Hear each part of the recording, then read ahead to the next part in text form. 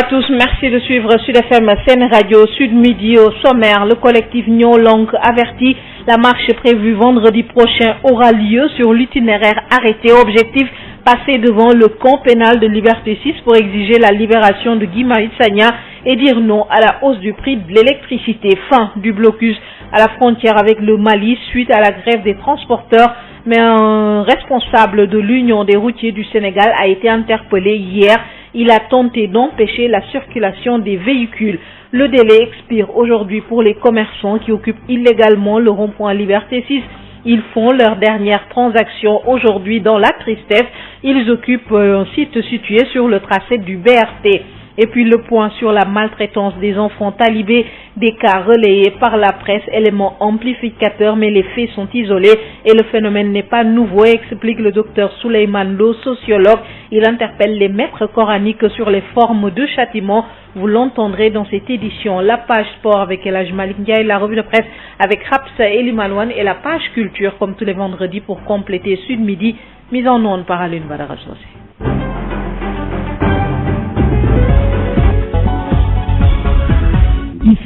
Bonjour à tous. Pape Alignan est libre. Le journaliste interpellé hier à la suite d'un accident de la circulation a finalement été libéré ce matin. Aucune charge n'a été retenue contre l'auteur du livre Scandale au cœur de la République, le dossier du coude. Guy Marius Sagna est toujours en détention. Cela fait maintenant 85 jours. L'activiste a été arrêté devant les grilles du palais pour avoir manifesté contre la hausse du prix de l'électricité pour exiger la libération de Guy Marius Sagna. Le collectif Nyo Lank avertit. Le collectif marche vendredi prochain. Une marche sur un itinéraire déjà retenu. L'objectif, passer devant le camp pénal de Liberté 6 pour exiger la libération de Guy Marius Sagna, exiger l'annulation de la mesure de hausse sur le prix de l'électricité. Le collectif était en conférence de presse ce matin, compte rendu à Yifat Barry. Le président Macky Sall n'écoute pas. Une phrase qui sonne comme une interpellation. Pour se faire entendre à nouveau, le collectif Nyo Lank entend sortir dans la rue. Ce sera le vendredi 28 février prochain. Le vendredi 28 février 2020, le collectif Nyo Lank appelle toutes les Sénégalaises et tous les Sénégalais à sortir massivement pour exiger encore une fois la libération de Guy Marius Sagna et l'annulation de la hausse du prix de l'électricité. Cette marche partira de l'échangeur de la Soire à 15h au rond-point de Liberté 6. La procession prend cette fois-ci un nouvel itinéraire, un choix qui se justifie, explique Alioune Sané. On estime qu'on est chez nous au Sénégal, on n'a pas de sens interdit au Sénégal. Il y a eu parfois, on a choisi l'itinéraire place de l'Obélisque, rond-point de la RTS. La dernière fois, nous avions décidé de choisir l'itinéraire Université Poste Médina.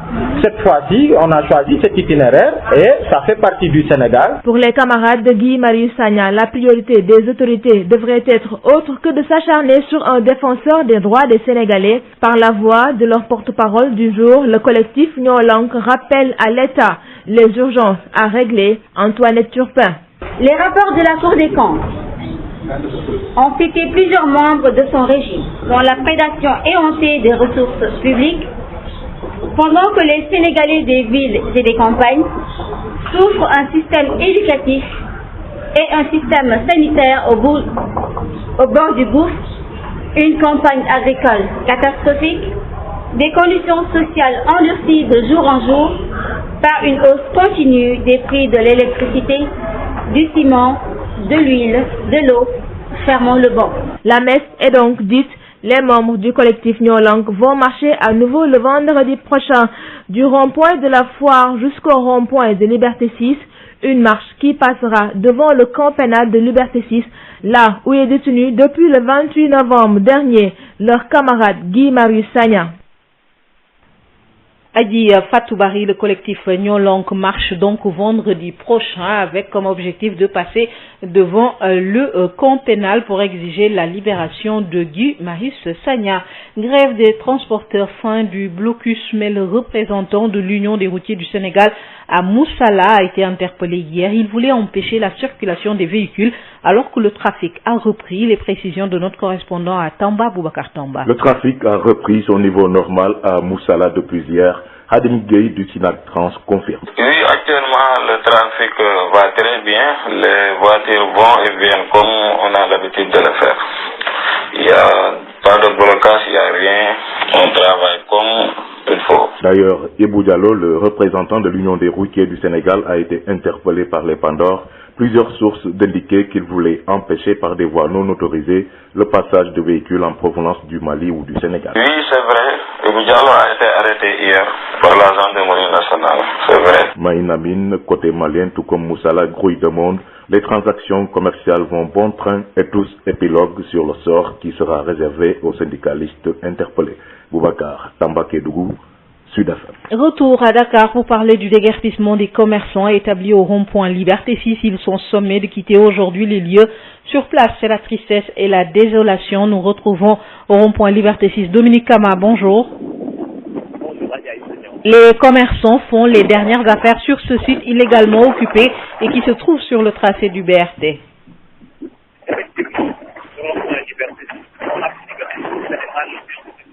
La liaison n'est pas bonne, Dominique Kama, que nous allons retrouver dans un instant, qui revient sur la tristesse et la désolation qui règnent au niveau des commerçants établis au niveau du rond-point Liberté 6. Ils ont été sommés de quitter les lieux.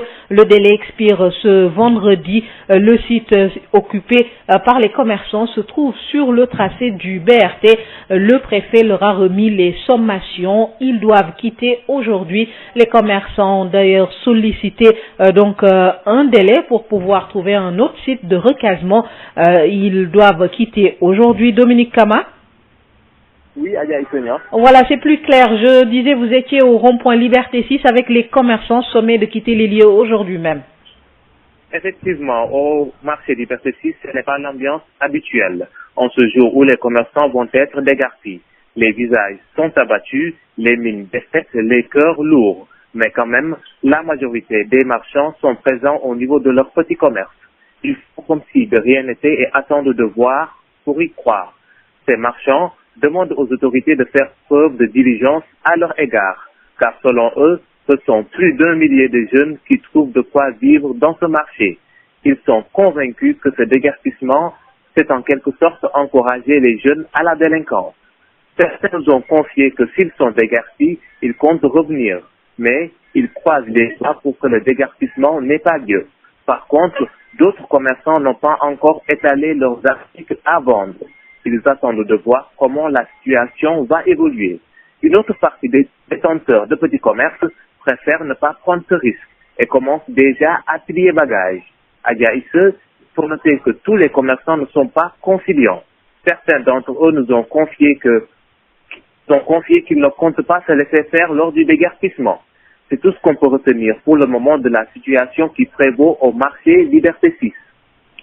Merci beaucoup Dominique Kama au rond-point Liberté 6 où les commerçants doivent quitter les lieux aujourd'hui même. Parlons à présent de la maltraitance des enfants talibés avec le phénomène qui n'est pas nouveau. Il a toujours existé selon le sociologue Souleymane Lo.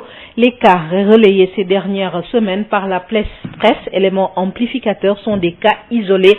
Néanmoins, les maîtres coraniques doivent revoir les châtiments. Les éclairages du docteur Souleymane Lo, sociologue interrogé par Mame Diarra Da Silva. Ce qui se passe donc dans les daras, c'est une pratique qui est cautionnée, acceptée donc en droit musulman comme étant un mode donc de répression ou de sanction. Parce que pour chaque catégorie donc de faute donc dans le droit musulman, tel que prôné en tout cas par le Coran et la Sunna, il y a donc des types de sanctions qui sont réservées. Alors quand on entre dans l'univers des daras, effectivement, le talibé est un apprenant. Alors, il est susceptible de commettre des fautes de quelque nature que ce soit, et que à ces fautes, maintenant, son maître donc coranique réagit, et qu'on considère qu'il est tout à fait normal de corriger donc un enfant selon donc le type donc de sanction qui s'y est. Alors, le résultat, malheureusement, qui est une conséquence non voulue, c'est un résultat pervers, j'allais dire, qui n'était pas recherché, peut être la mort d'un des enfants, ou donc une fracture, ou en tout cas des blessures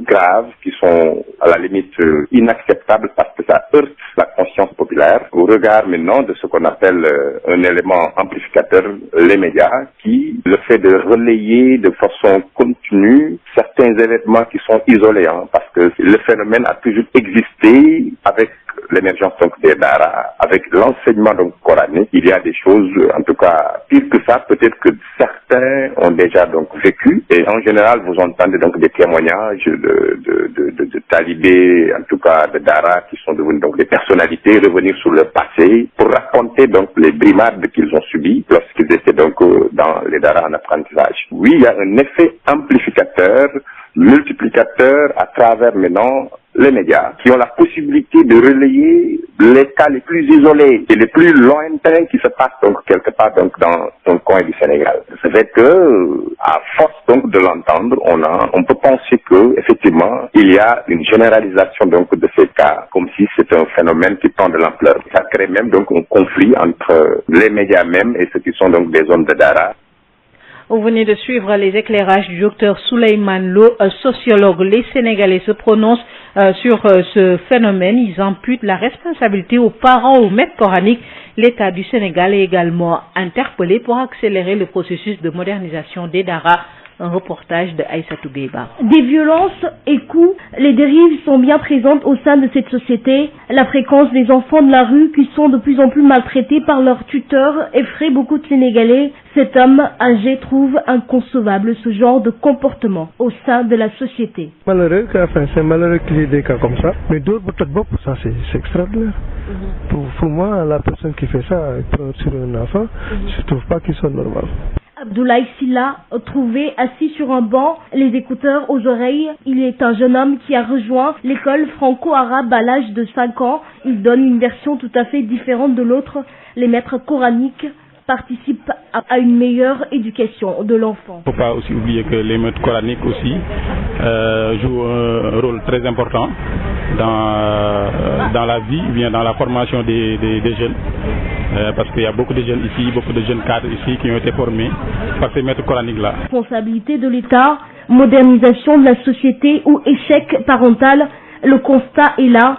Ces enfants ne devraient pas être confiés à n'importe qui. Sur ce point, les deux hommes s'entendent parfaitement. Enfin, les gens, il faut bien qu'ils fassent très attention à qui confier leurs enfants. La personne à qui tu donnes ton enfant, tu vas vérifier est-ce qu'il est normal. Aussi, il faut que les parents d'élèves aussi essaient de trouver les meilleurs maîtres coraniques quand même, parce qu'il ne faut pas donner à tout le monde cette opportunité d'enseigner et de former. Je crois que il y a il faut aussi identifier les responsabilités à certains niveaux, parce que je crois qu'à un certain niveau c'est les parents, à d'autres niveaux aussi c'est les maîtres coraniques et l'État. Des cas de dérive notés au sein de la société, des enfants de la rue souvent victimes de maltraitance, une fréquence qui inquiète les personnes rencontrées, une attitude qui ternit davantage le rôle significatif de ces maîtres coraniques. Aïssatou Gueiba, parlons de l'allègement des taux d'intérêt. L'association des clients et sociétaires des institutions financières adhère. Le président souhaite que le taux annuel effectif global soit étudié. Famara Ibrahim Sissé plaide également pour l'accessibilité des comptes. Famara Ibrahim Sissé, président de l'Actif, joint par Rapsa Elimanouane. Il s'agit d'étudier le taux nominal et le taux effectif global. Le taux nominal, c'est le taux débiteur. Le taux effectif global, c'est le taux qui prend en charge les taxes et les frais. Mais au niveau de l'Actif, nous demandons fortement à ce que le taux annuel effectif global soit étudié. Parce que c'est le taux qui reflète le coût réel de l'argent. C'est l'expression de la réalité financière. Qu'est-ce que le taux annuel effectif global? Vous savez tous que les banques, comme les institutions de microfinance, sur votre tableau d'amortissement, commencent d'abord par prendre les intérêts avant de prendre le capital. Donc les intérêts sont dégressifs. C'est pourquoi nous avons dit que si le plafond est fixé, parce qu'actuellement le plafond est à 24%, et ce que nous avons constaté, c'est que sur un prêt de 5 ans ou de 3 ans, prenons 3 ans, la première année, l'institution de microfinance dépasse les 24%, la deuxième année dépasse les 24%, et la troisième année, c'est en ce moment seulement que la microfinance baisse au point que l'addition divisée par 3 années du taux effectif global respecte le plafond qui est fixé par la Banque centrale. C'est pourquoi, pour ne pas violer annuellement ce taux effectif global, l'acte propose à ce qu'on étudie le taux annuel effectif global. Qu'aucune institution de microfinance ne violera le plafond qui sera fixé par la Banque centrale. Encore que 24% est un taux de plafond exorbitant. C'est pourquoi les études de ce matin vont permettre non seulement la baisse du taux effectif global, mais surtout le respect du plafond. Autre point que nous allons revendiquer, c'est l'accès. Pour pouvoir bénéficier d'un prêt, il faut fondamentalement accéder au compte. Quelqu'un qui ne peut pas accéder au compte ne peut pas avoir un prêt. Alors que l'accès au compte dans les institutions de microfinance est facturé à hauteur de 15 000, de 20 000 francs. Ce qui ne reflète pas l'esprit de la création de ces institutions de microfinance. Le président de l'ACSIF participait à un atelier sur l'allègement des taux d'intérêt débiteurs appliqués par les systèmes financiers décentralisés, atelier initié par le ministère de la microfinance et de l'économie sociale et solidaire qui organise la rencontre aujourd'hui et demain. Il s'agit d'un atelier national de concertation sur l'allègement des taux d'intérêt et débiteurs appliqués par les systèmes financiers décentralisés. Nous y reviendrons avec plus de détails avec Fatoumata Diallo dans nos prochaines éditions. Projet de valorisation de l'eau pour le développement de la chaîne de valeur, le PROVAC, a été présenté aux différents acteurs de la région de Diourbel. Ce projet va intervenir dans 8 régions du pays pour un coût global de 80 milliards. La région de Diourbel bénéficie de 11% de l'enveloppe pour le développement de l'horticulture, entre autres secteurs ciblés à Damandiaï. Contribuer à asseoir le développement économique fort, inclusif et durable et à l'amélioration des conditions de vie des populations rurales, c'est l'objectif du projet de valorisation de l'eau pour le développement de la chaîne de valeur. PROVAC, le coordonnateur de ce projet, Younoussa Malou, explique. Nous sommes venus rencontrer tous les acteurs dans le domaine agricole pour présenter le projet, présenter ses activités, les réalisations prévues, échanger avec eux et surtout aussi recueillir leurs avis, et leurs suggestions et certaines orientations sur le processus en tout cas de mise en œuvre du programme au niveau de cette région. C'est un projet d'environ au total pour les 8 régions 80 milliards, mais Diourbel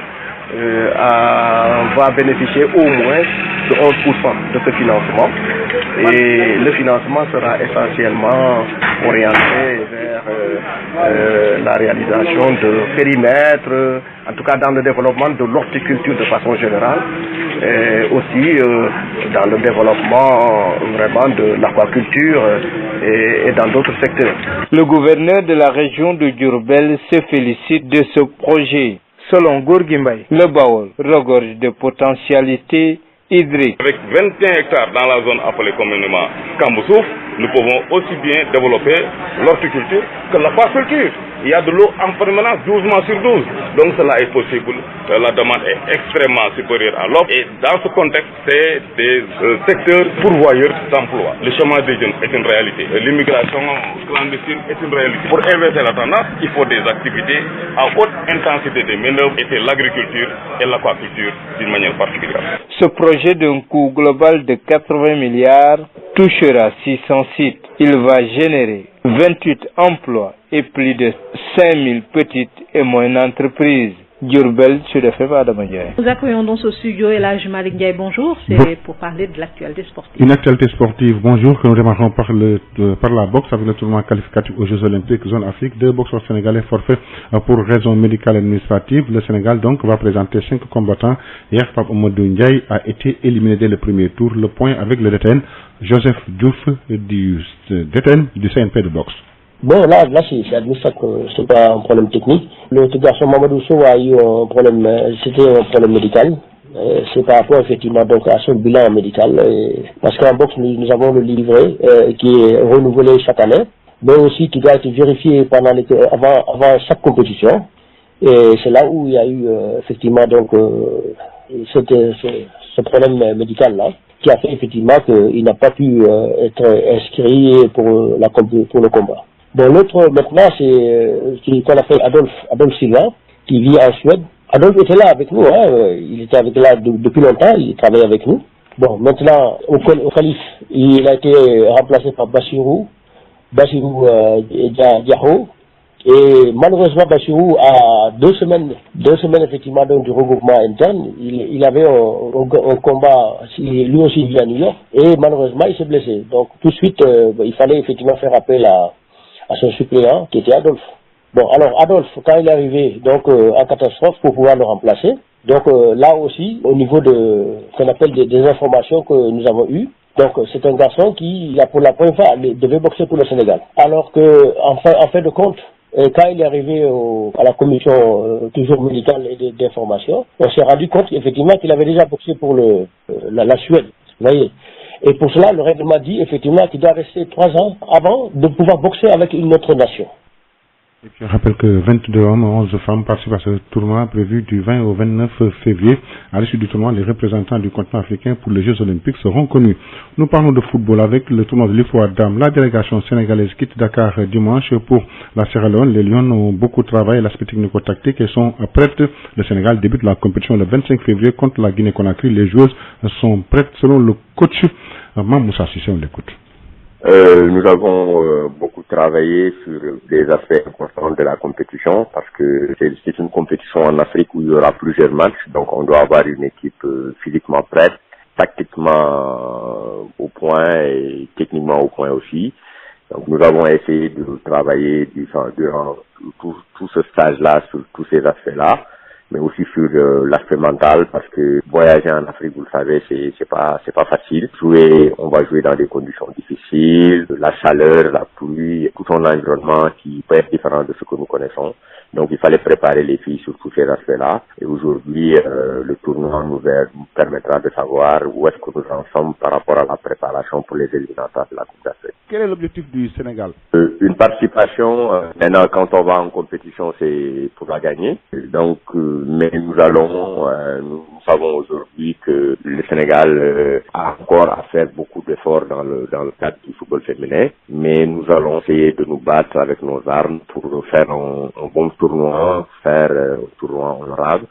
On va essayer de gagner, de jouer les matchs 1 à 1 et après voir notre niveau, nous situer par rapport à la sous-région pour voir aussi quelles sont les ambitions que nous pourrons avoir après pour l'Afrique. Mais donc c'est un test pour nous, un test grandeur nature pour nous permettre de nous situer par rapport à ce que nous avons fait durant tout ce stage-là et aussi comment l'équipe se comporte sur le plan continental.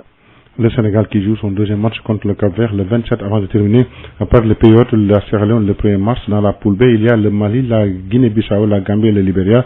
Les demi-finales sont prévues le 4 mars, le match de classement et la finale le 7. Les compétitions sont prévues du 25 février au 7 mars prochain. Au football, 11e journée de la Ligue 1 début demain samedi avec Dembe Djamba contre Niaritali. Tenguet FC qui reçoit Génération Foot, Dakar Sacré-Cœur, Pikine, Douane Diarra, fin dimanche avec Gorée Casasport, Ndiambour Petite-Côte et Stade de Mbour contre Sineps. Pour la Ligue 2, voici le programme de la 11e journée. Renaissance Sonacos, Diamono Fatick, EJ Fatick, TSFC. Dimanche, on suivra Kermadior, Amitié FC, Linguère, Demba Diop, Port-Duc, Guédiawaye Football Club, EJ Fatick et Africa pour un foot contre Ouakam. On termine par la randonnée pédestre. Plus de 100 participants attendus à Dakar. Une randonnée pédestre organisée par le groupe IPG avec la présence de la Confédération africaine selon l'un des organisateurs, Pape Salou. Salon l'écoute. Cette randonnée est la 5e du genre parce qu'effectivement nous allons cette année 23 février organiser la 5e édition de la grande randonnée du groupe IPG-ISCI. Mais cette année, cette randonnée a pris une envergure internationale parce que ça va enregistrer la participation de la Confédération africaine de randonnée qui tient ses premières assises ici au Sénégal. Et l'objectif de la randonnée qui a pour thème aujourd'hui, cette année, randonnée pédestre, facteur d'intégration africaine et de bien-être. Et je n'oublie pas aussi que le facteur écologique que nous avons introduit cette année dans le thème de la randonnée, bon, son impact, c'est-à-dire, ça donne à la randonnée un caractère international. Parce que, voyez-vous, il y a 7 à 8 pays qui seront représentés aujourd'hui, dont la présidente qui est de la Fédération ivoirienne de randonnée pédestre. Voilà, c'est tout pour cette page de sport. Merci beaucoup, Elhaj Malik Ndiaye. Place à la page culture avec Amadou Moustapha. Bonjour et bienvenue dans votre journal de la culture. Ouverture à Saint-Louis d'un colloque international culture du fleuve en Afrique axé sur le thème diversité naturelle et culturelle des paysages fluviaux. Ce colloque regroupe plusieurs experts et chercheurs de divers pays africains et d'ailleurs qui échangeront durant 3 jours sur des thématiques qui tournent autour du fleuve. Voici le socio-anthropologue Dr Ibrahima Bao, président de la Maison du Fleuve Sénégal, co-organisateur de ce colloque international. Il est au micro de Yves Tendeng. On a mis le focus en Afrique parce que je crois qu'effectivement les fleuves regorgent de potentialités humaines, de potentialités à valoriser au service du développement des populations, pour soulager les souffrances, améliorer les conditions de vie. Et je crois que des moments comme ça, ce sont des moments de réflexion, pour mieux comprendre les fleuves, pour mieux mettre en valeur les potentialités dont regorgent ces fleuves-là. Un fleuve est une multifonctionnalité. Un fleuve, il est peuplant, déjà le fait que les inondations créent de la vie, créent de la solidarité, créent de la sociabilité, créent de l'architecture, fertilisent les sols. Un fleuve, il est aussi peuplé d'activités sociales, culturelles, économiques, symboliques, ou les dimensions. Et d'une manière générale, on se rend compte que les projets d'aménagement privilégient la dimension économique au détriment des dimensions sociales, culturelles et de la biodiversité. Et je crois que des colloques comme ça sont des moments importants, mieux comprendre toutes ces dimensions qui sont souvent les parents pauvres des aménagements, pour mieux comprendre et pour mieux utiliser ces fleuves-là. Donc les fleuves sont au service du développement des populations. Et ça joue un grand rôle. Mais malheureusement aussi, les fleuves sont utilisés comme des versoirs d'ordures. Et d'ailleurs, je disais souvent à Saint-Louis, peut-être que si on fait aimer les fleuves aux populations saint-louisiennes à nouveau, parce que pendant longtemps, il y a eu un rapport de complicité ontologique entre les populations saint-louisiennes et leurs fleuves. Avant, ils donnaient de la cola et de lait caillé pour sceller le parti d'alliance entre le nouveau-né et le fleuve. Donc, on nourrissait le fleuve. Bon, maintenant, on déverse des ordures. Peut-être qu'il y a quelque chose à faire. Un colloque qui vient à son heure, puisque le Sénégal va abriter le Forum mondial de l'eau en 2020. Voilà, c'est la raison pour laquelle la dernière demi-journée sera consacrée à une table ronde pour justement essayer de mobiliser l'ensemble des connaissances qui ont été émises ici en vue d'une recommandation pour ce forum-là. So Much Trouble, c'est le titre du single de l'artiste reggaeman sénégalais El Melo. De son vrai nom, Arsène Ben, cet artiste sénégalais nous propose des sonorités reggae, dub et roots avec ce titre dénommé So Much Trouble qui dénonce les conflits politiques, religieux et les nombreuses turbulences dans le monde. Ce single prépare la sortie prochaine d'un nouvel album solo, le tout premier de l'artiste, un album qui va composer 12 titres. Voici El Melo qui nous parle de So Much Trouble et de ses perspectives. Il est interrogé par notre confrère Aline Badaramane. Donc voilà, c'est un morceau chanté en anglais. So Much Trouble, ça veut dire en fait trop de conflits. Donc c'est un constat qu'on a fait tout le temps quand on regardait la télé, les chaînes d'information. On voit tout le temps que voilà, il y a des problèmes partout dans le monde, partout, attentats par-ci, attentats par-là, voilà, attaques terroristes par-ci, conflits interreligieux. Donc voilà, ça nous a interpellés. Donc je me suis dit que le premier morceau qui va lancer mon album, c'est un morceau où je vais dénoncer carrément ces barbaries, ces trucs qui me tiennent à cœur. Donc c'est ça en quelque sorte. Alors comment ça a été la préparation avant la sortie officielle du single et comment ça a été les enregistrements et avec qui vous avez collaboré? Voilà, sur l'album j'ai collaboré avec plein de gens, mais voilà, sur ce morceau j'ai collaboré, en fait je l'ai enregistré dans le studio de Yoria et j'ai collaboré avec des musiciens comme Christian Obam qui a joué la basse sur ce morceau, René Shalom qui a joué la guitare du groupe Baobab.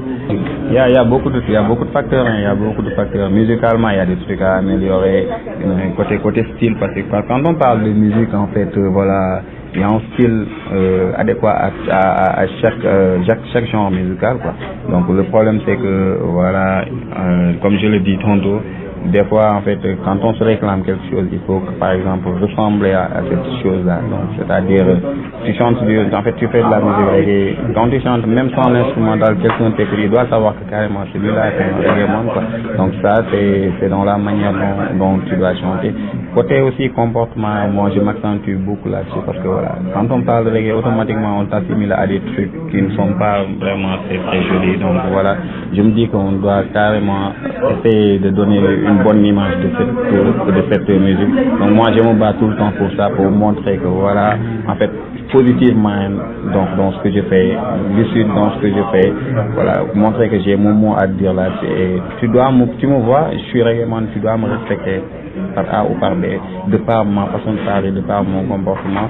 Voilà, donc c'est un combat quoi, c'est un combat de montrer. Alors en 2021, vous préparez la sortie officielle de votre premier album solo, composé de 12 titres. Qu'en est-il pour cet album? Voilà, c'est un album de 12 titres qu'on a prévu de sortir en 2021, Inch'Allah. Voilà, dont on est en train même de finaliser les enregistrements. Voilà, mais on veut prendre le temps nécessaire parce que, en fait, un album, c'est pas juste l'inspiration, la composition, l'enregistrement, les mixages, les mastering. Et après, par exemple, la communication qui doit accompagner l'album. Donc, c'est tout un tas de trucs, ça demande du temps. Mais c'est un album en fait, dont on a mis beaucoup d'efforts, beaucoup d'énergie, beaucoup de temps pour travailler là-dessus.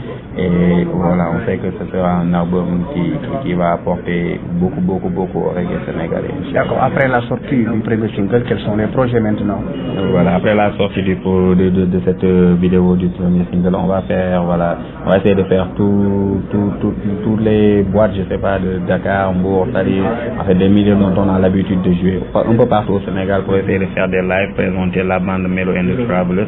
Donc tout le travail qu'on fait en live, et voilà, essayer de nous faire connaître, de partager notre musique en live, parce que voilà, le live c'est carrément chaleureux, c'est là qu'on reconnaît carrément les grands artistes. Donc on est en train de travailler là-dessus depuis très longtemps, donc on veut carrément aller présenter au Sénégal et tout ce qu'on fait. Et après ça, voilà, l'album va venir, Inch'Allah. C'est la fin de votre journal de la culture. Merci de l'avoir suivi.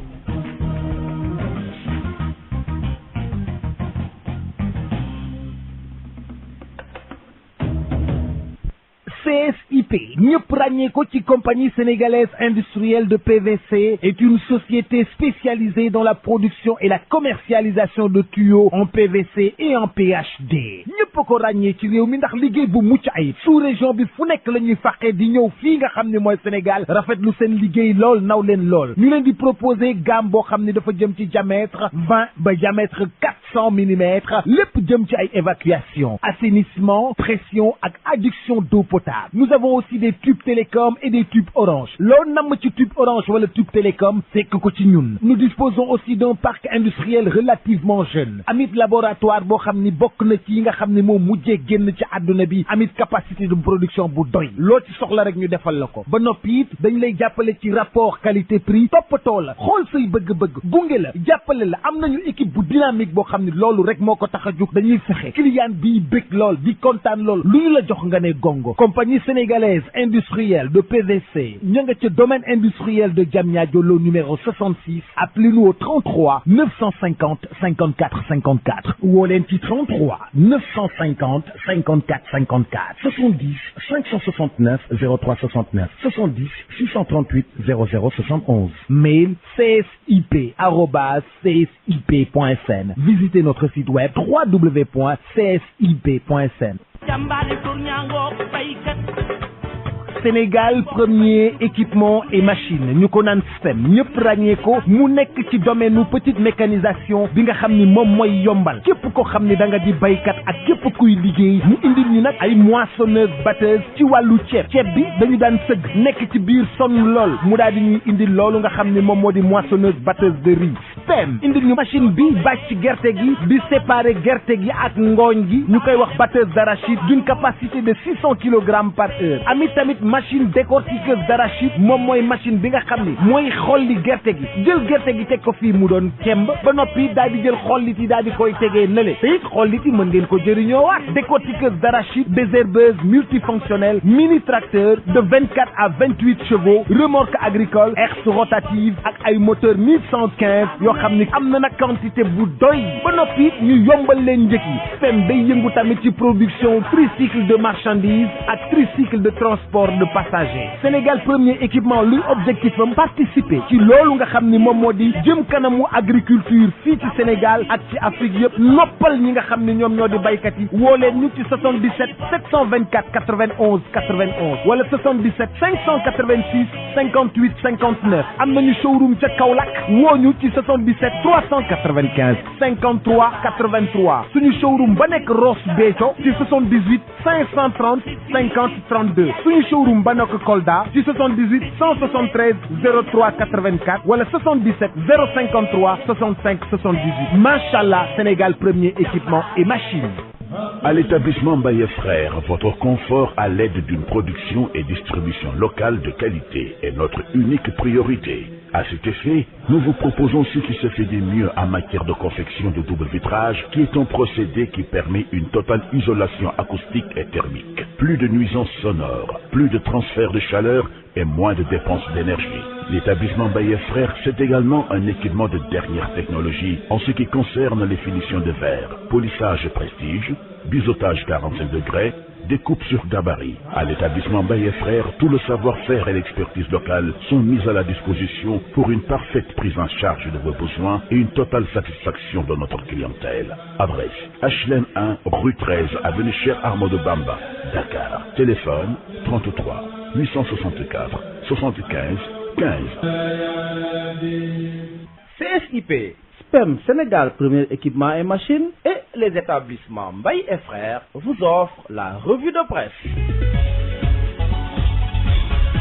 Ndeye Mariam Ndiaye. Bonjour. Le point de désaccord relevé au niveau de la commission cellulaire et la pose de la première pierre du stade olympique du Sénégal, tels sont les sujets qui intéressent le plus la presse en ce vendredi 21 février 2020. Dialogue politique autour de l'arrêté Ousmane Ngom et la révision des articles du code électoral instituant l'incapacité électorale. La majorité oppose son veto. C'est le titre qui barre la une du Sud Quotidien. Le quotidien du groupe Sud Communication rapporte que les acteurs politiques engagés dans le dialogue politique ont conclu hier, jeudi 20 février, leur deuxième journée de désaccord. Après plusieurs heures d'échanges sur la liberté de candidature et l'arrêté Ousmane Ngom, la société civile, l'opposition et les non-alignés n'ont pas pu faire changer d'avis la majorité qui a campé sur son refus. Sud Quotidien qui rappelle, s'agissant de la liberté de candidature, il s'agit notamment de la modification et de la suppression respectivement des articles L31 et L32 du Code électoral qui instituent l'incapacité électorale applicable à toute personne condamnée pour un certain nombre de délits précis. Sur ce point et sur celui relatif à l'arrêté Ousmane Ngom, la majorité a opposé un niet catégorique. Ce qui pousse nos confrères de l'avenue Bourguiba à se demander si les concertations au sein de la commission cellulaire sur le dialogue politique vont-elles droit vers une impasse. Pour Djibril Ning du CRADEC, ces désaccords ne présagent pas un succès du dialogue politique. Les Échos titrent sur le dialogue politique s'enlisent, échanges musclés et constats de blocage. Des opposants dont Déthié Fall se défoulent sur Benoît Sambou et Maître Ousmane Sey, soulignent les Échos, et Benoît Sambou, intraitable, martèle. C'est une perte de temps que de vouloir discuter de certaines questions, notamment l'arrêté Ousmane Ngom. Ce dernier qui, d'après Rewmi Quotidien, défend mordicus l'arrêté qui porte son nom. Arrêté Ousmane Ngom, écrit Rewmi Quotidien. Il y a problème au Sénégal, estime 24 heures, qui relève entre autres la détention, la chasse aux comploteurs, en somme, un peuple sevré de débat conclu. 24 heures. Critique relève une éclaircie dans la grisaille de l'hôpital Dalal Jamm. À Dalal Jamm, au moins, les patients ne se plaignent pas, d'après Critique. Vox Populi titre sur le maître coranique de Tchorna confondu par l'autopsie. Le talibé est mort d'un traumatisme crânien. Selon le médecin légiste, Kamou a reçu des coups à la tête. Libération titre sur acquisition des voitures ARTP, les preuves de la fiesta avec les deux 4x4 qui ont coûté exactement 147 700 000 francs CFA et la direction générale à la promotion des pôles urbains de Diamniadio et du Lac Rose qui s'offre aussi 2 bolides pour la modique somme de 108 millions de francs CFA. Acquisition de véhicules administratifs abordés en Conseil des ministres par le chef de l'État. Macky Sall, restons avec lui avec la pose de la première pierre du stade olympique du Sénégal, dont la presse du jour a fait ses choux gras. Une infrastructure moderne aux normes de la FIFA, écrit Le Soleil. La titre sur la République mobilisée, folklore à gogo. C'est dans une ambiance digne de soirée de campagne électorale que le chef de l'État a procédé à cette pose de première pierre, souligne l'AS qui rapporte que Macky presse l'entrepreneur. Je te donne rendez-vous le 20 août 2021. Fin de citation. Ce stade n'a rien à envier au stade de France, estime Vox Populi, et voit grand place de titrer sur le Spartak Moscou reproduit à Diamniadio avec 150 milliards de francs CFA, 50 000 places, des loges présidentielles et VIP et une tribune presse de 1500 sièges. Macky exige des médailles au JOJ d'après l'enquête qui révèle que le président de la République veut organiser la CAN dans les 4 ans à venir. Les Lions pourraient recevoir le Congo dans ce stade olympique du Sénégal, selon Stade, le quotidien du sport. Restons avec entre méforme et convalescence chez les cadres, alerte dans la tanière avant Guinée-Bissau, avec Gana Gueye notamment, soucis causés par 2 blessures et Krépin Diatta, touché aux adducteurs. Terminons par Sunu Lamb, Papa Sow Siteu, Jakaarlo à Marius Ndiaye, la guerre des mots à 16h. D'après Sunu Lamb, Papa Sow est convoqué à 16h30 et Siteu à 17h. C'est tout. À vos journaux et très bonne lecture. CSIP, ñëpp ràññee ko ci compagnie sénégalaise industrielle de PVC, est une société spécialisée dans la production et la commercialisation de tuyaux en PVC et en PHD. ñëpp ko ràññee ci réew mi ndax liggéey bu mucc ayib. sous-région bi fu nekk la ñuy fàqee di ñëw fii nga xam ne mooy Sénégal rafetlu seen liggéey lool naw leen lool. ñu leen di proposer gamme boo xam ne dafa jëm ci diamètre 20 ba diamètre 400 mm, lépp jëm ci ay évacuation, assainissement, pression ak adduction d'eau potable. Nous avons aussi des tubes télécom et des tubes orange. Loo namm ci tube orange wala tube télécom fekk ko ci ñun. Nous disposons aussi d'un parc industriel relativement jeune. Amit laboratoire boo xam ni bokk na ci yi nga xam ne moo mujjee génn ci àdduna bi. Amit capacité de production bu doy. Loo ci soxla rek ñu defal la ko. Ba noppi it dañ lay jàppale ci rapport qualité prix. Toppatoo la xool say bëgg-bëgg gunge la jàppale la. Am nañu équipe bu dynamique boo xam ne loolu rek moo ko tax a jóg. Dañuy fexe client bi bëgg lool di kontaan lool lu ñu la jox nga ne gongo. Compagnie sénégalaise industrielle de PVC, ña nga ca domaine industriel de Diamniadio, lo numéro 66. Appelez-nous au 33 950 54 54 ou au lenti 33 950 54 54 70 569 03 69 70 638 00 71. Mail csip@csip.sn. Visitez notre site web www.csip.sn. Sénégal premier équipement et machine ñu ko naan STEM ñëpp ràññee ko mu nekk ci domaine nu petite mécanisation bi nga xam ni moom mooy yombal képp ko xam ni da nga di baykat ak képp kuy liggéey mu indil ñu nag ay moissonneuse batteuse ci wàllu ceeb bi dañu daan sëgg nekk ci biir sonn lool mu daal di ñuy indil loolu nga xam ni moom moo di moissonneuse batteuse de riz.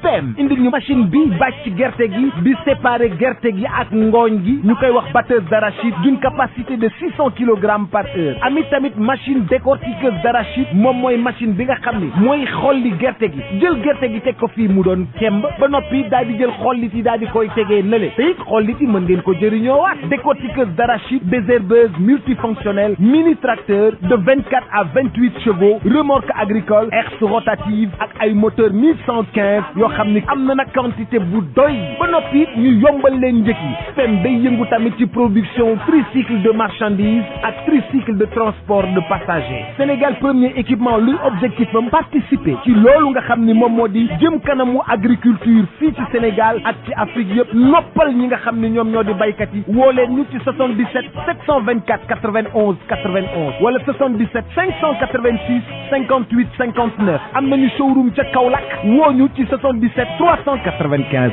53 83 suñu showroom ba nekk Ross Béthio ci 78 530 50 32 suñu showroom ba nekk Kolda ci 78 173 03 84 wala 77 053 65 78. Machallah, Sénégal premier équipement et machine. À l'établissement Mbaye Frères, votre confort à l'aide d'une production et distribution locale de qualité est notre unique priorité. À cet effet, nous vous proposons ce qui se fait de mieux en matière de confection de double vitrage, qui est un procédé qui permet une totale isolation acoustique et thermique. Plus de nuisances sonores, plus de transfert de chaleur et moins de dépenses d'énergie. L'établissement Mbaye Frères, c'est également un équipement de dernière technologie en ce qui concerne les finitions de verre, polissage prestige, biseautage 45 degrés, découpe sur gabarit. À l'établissement Mbaye Frères, tout le savoir-faire et l'expertise locale sont mis à la disposition pour une parfaite prise en charge de vos besoins et une totale satisfaction de notre clientèle. Adresse HLM 1, rue 13, avenue Cheikh Ahmadou Bamba, Dakar. Téléphone 33 864 75 15. CSIP, SPEM Sénégal premier équipement et machine et les établissements Mbaye et Frères vous ont offert la revue de presse. Fin de cette édition, je vous rappelle les principaux titres développés. Le collectif Nyolong avertit, la marche prévue vendredi prochain aura lieu sur l'itinéraire arrêté. Objectif, passer devant le camp pénal de Liberté 6 pour exiger la libération de Guy Marius Sagna et dire non à la hausse du prix de l'électricité. Fin du blocus à la frontière avec le Mali suite à la grève des transporteurs, mais un responsable de l'Union des routiers du Sénégal a été interpellé à Moussala hier. Il a tenté d'empêcher la circulation des véhicules. Et puis le délai expire aujourd'hui pour les commerçants qui occupent illégalement le rond-point Liberté 6. Ils font leur dernière transaction dans la tristesse. Ils occupent le tracé du BRT. Nous étions en direct avec Dominique Kama. Nous avons également fait le point sur la maltraitance des talibés, des cas relayés par la presse. Élément amplificateur, les faits sont isolés. Le phénomène n'est pas nouveau. Le sociologue Dr Souleymane Lo interpelle les maîtres coraniques sur les formes de châtiment. Fin de cette édition. Merci de l'avoir suivi. Alioune Badara Socé a assuré la mise en onde. Le Wolof à 13h avec El Hadj Maodo Faye.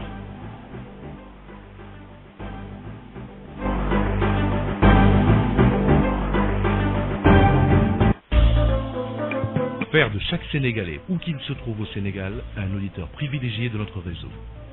Notre philosophie, nous rapprocher de vous. Sud FM, chez vous, à tout instant. L'autoroute de l'avenir et Copadex, représentant Michelin au Sénégal, vous offre une vérification gratuite des pneus de votre véhicule les 25, 26 et 27 février 2020 de 9h à 18h sur l'aire de repos de Rufisque dans le sens Thiaroye-Diamniadio. Bénéficiez de contrôles gratuits et de conseils sur l'entretien de vos pneus tout au long de ces journées sécurité routière.